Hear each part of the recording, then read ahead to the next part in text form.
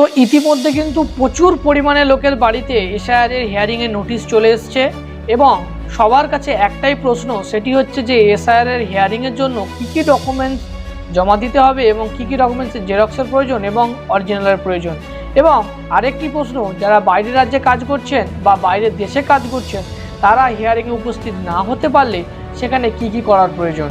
তো যদি আপনার বাড়িতে হিয়ারিং নোটিশটি আসে, আপনি লক্ষ্য করলে বুঝতে পারবেন যারা যারা 2002 সালে ভোট দিয়েছে তাদের কিন্তু কারোরই হিয়ারিংয়ের নোটিশ আসছে না। হয়তো 1% লোকের হয়তো আসতে পারে, তবে আমার দেখায় যতজনের নোটিশ আসছে সবাই কিন্তু 2002 সালে ভোট দেয়নি।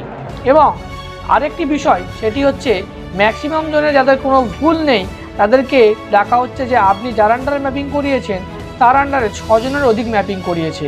তো এটা একটি নির্বাচন কমিশনের চক্রান্ত।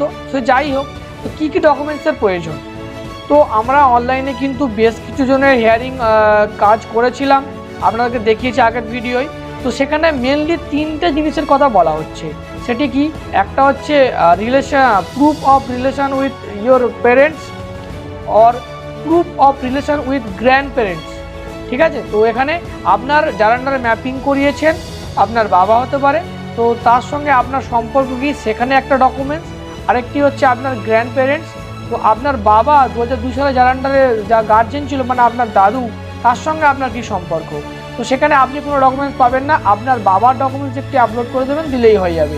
মনে করুন আবার আপনার বাবার আপনি প্যান কার্ড নিলেন, আপনার স্কুল সার্টিফিকেট যদি মাধ্যমিক দিয়ে থাকেন, না হলে আপনি জন্ম সার্টিফিকেট নিতে পারেন, না হলে কিন্তু প্যান কার্ড নিতে পারেন, নাহলে আধার কার্ডও নিতে পারেন। কারণ আমরা যে নোটিশটি এসছে তার পিছন দিকে দেখতে পাবেন এখানে 10 থেকে 12টি ডকুমেন্টসের অপশান দেওয়া হয়েছে। তো তার মধ্যে একটি আছে আধার কার্ড দেওয়া আছে, বা যে কোনো একটি পরিচয়পত্র, সেটি হতে পারে ভোটার কার্ড, আধার কার্ড, প্যান কার্ড। তো এখানে বার্থ সার্টিফিকেটের কথাও উল্লেখ আছে, বা জায়গা জমি রেজিস্ট্রেশন বা দলিলটাও হতে পারে।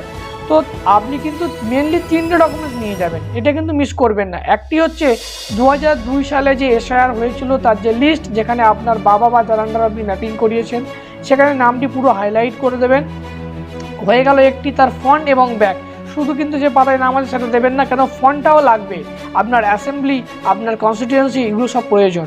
তো সেই জন্য ফার্স্ট অ্যান্ড লাস্ট পাতা ওই দুটো নিয়ে নিলেন। তারপরে কিন্তু আপনি মনে করুন প্যান কার্ড নিলেন আর বার্থ সার্টিফিকেট বা স্কুল সার্টিফিকেট নিলেন, এই 3টে মেন জিনিস কিন্তু ওরা আপলোড করবে। আদারওয়াইজ আপনি ডকুমেন্টসগুলো এক্সট্রা হিসেবে নিয়ে যেতে পারেন, যেমন জায়গার রেকর্ড বা দলিল, তার সঙ্গে আপনি মনে করুন আপনার বাবার আরও 2-3টে ডকুমেন্টস, এগুলো নিয়ে যেতে পারেন। তবে মেনলি কিন্তু এই 3টে ডকুমেন্টসের প্রয়োজন।